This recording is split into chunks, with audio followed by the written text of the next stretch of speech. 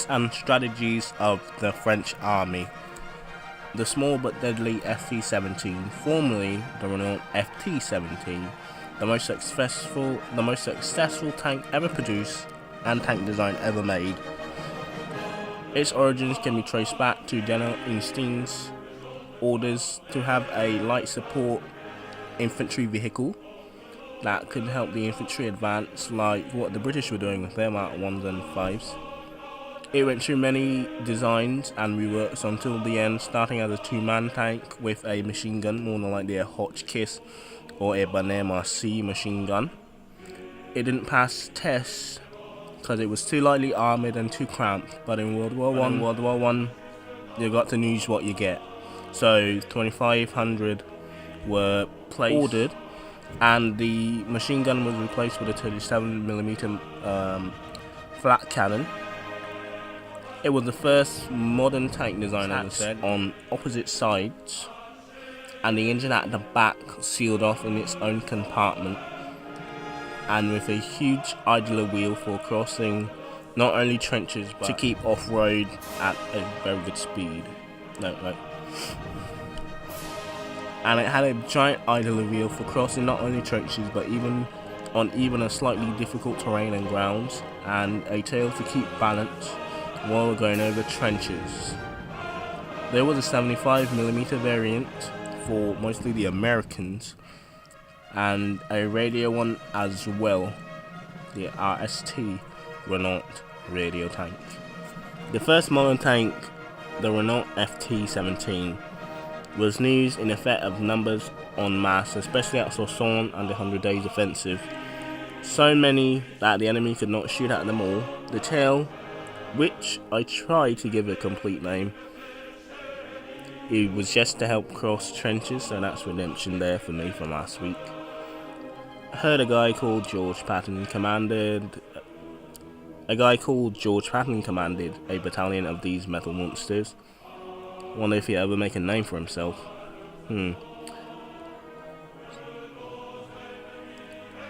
Well, I did write this. I made kind of a tank bio episode. So yeah, I did actually. But the tank was only around for like 2 years. Well, the modern metal tank, you can go back centuries and say, well, siege barracks and the Trojan horse even were forms of tanks.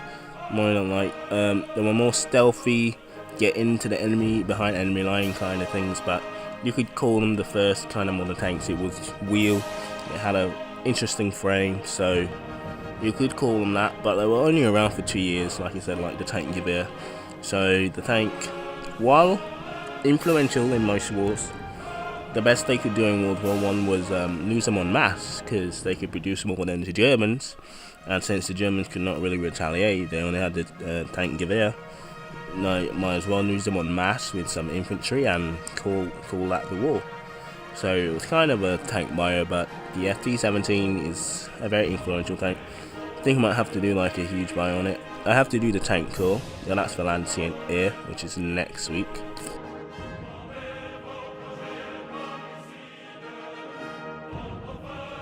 Et quad de guerre, forces dans les modèles et l'épée et le poste recette, et la longe et l'épée serait tourner que ça par là. Poissonné par et c'est l'esprit. There are only two forces in the war, the sword and the spirit. In the long run, the sword will always be conquered by the spirit. Napoleon Bonaparte. While I could say there are many interesting tactics that evolved throughout World War I, in the first months of World War I, it was basically a Napoleonic, Britannic, Germanic, Islamic, Tsarist, and Habsburgian model of attack. So today we're going to focus on the Napoleonic strategies, which are not too much in depth, but I will cover a few. The first one is mass infantry charges. Everyone is doing mass infantry charges, mostly the French, because they felt an offensive is more powerful than a strong defense or an offense with greater weapons. So like Napoleon was just saying, the sword will always outdo the spirit, which is morale and guns. So they thought that the morale of the men were more better than their actual guns. But they did realise their flaws and quickly stopped and dug in for trench warfare. But this is the first months of the war. This is before 1915. So as well, they had mass infantry charges, and they actually had bands playing, you know, like military bands with bugles and drum boys and flag wavers, like the civil wars and wars before that. So they had some of that in the first couple of weeks of the war. They also had the Napoleonic cannons, which they have not updated for more than 50 years. They had mass cavalry charges as well into machine guns. Every country was doing mass cavalry charges, but the French really loved their cavalry charges. Because they were, not just because they were French, but they were the only main body in Europe that had horses in mass numbers before the British got there. And the British had to travel by sea. It's not very long to get from France to Britain, but you still need to feed the horses, get the horses ready, get the horses seaborne. So the French had more horses than the British, even though the British did do some cavalry charges of suicide as well. And last but not least, I won't say this is a total fault of the French, but colourful uniforms. And even after the red and blue, light blue uniforms, I mean, you have to take what you can get in war. The Russians kind of had a greenish, almost khaki-ish kind of colour.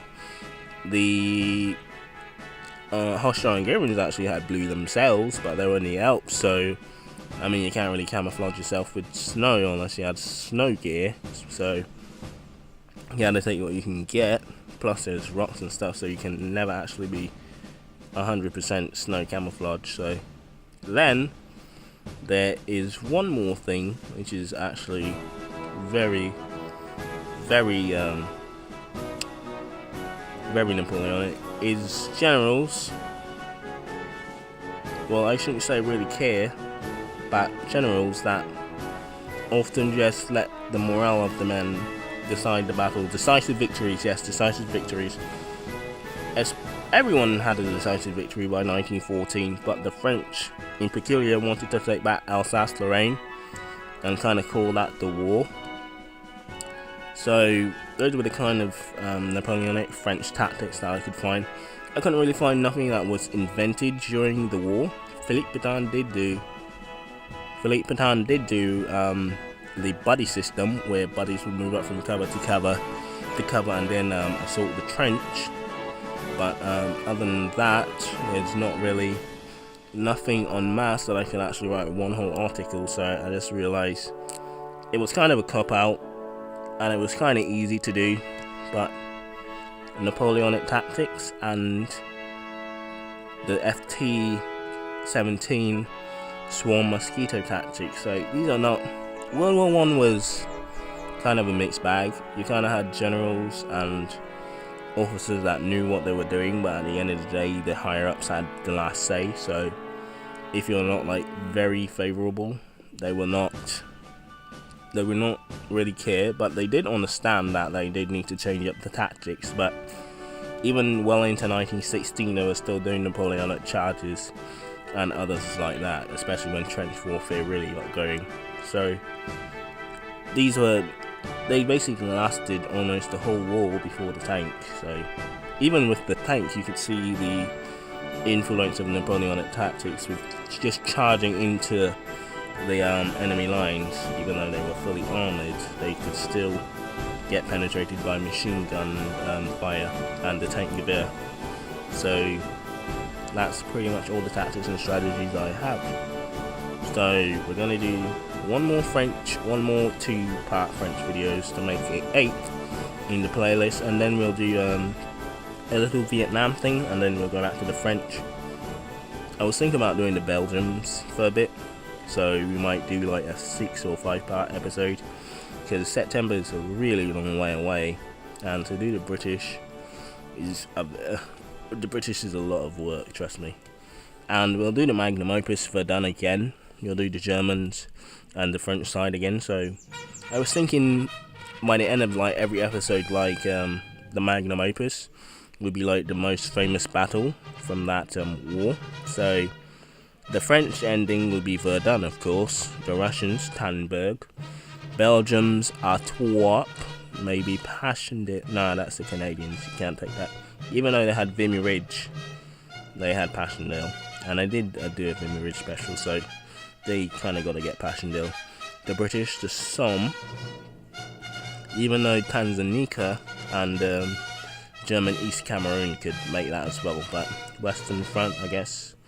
Russians, Tannenbergs. Austrians, Przemysl or Galicia. Germans, maybe the Michael Offensive, maybe. And for the Ottomans, not Sarikamish or Gallipoli. So it's kind of a mixed bag, but I guess the magnum opus thing at the end of every country would be kind of good and kind of extend it, especially since I have to like wait till September for the Russians. Hopefully Tannenberg comes out, but who knows? It's a team of 6, and Battlefield is like literally a team of 600 to 500 people. But I mean, they're doing 6 maps, but only 4 gonna come out, and then 2 weeks later, I guess. So we'll see what happens there. So I guess I'm gonna do Battle of Champagne, and that's pretty much it. So I hope you learned something, and I'll see you in a bit.